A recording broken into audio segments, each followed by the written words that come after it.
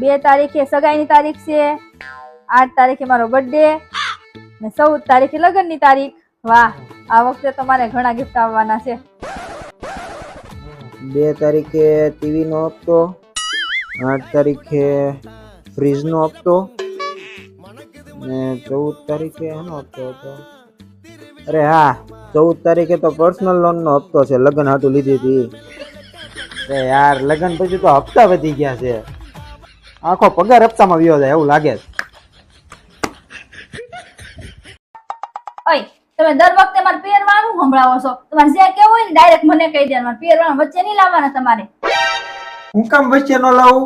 TV બગડે ને તો ટીવી ને કહેવા નો બેહાય. સાંભળવું તો કંપની વાળાને જ પડે.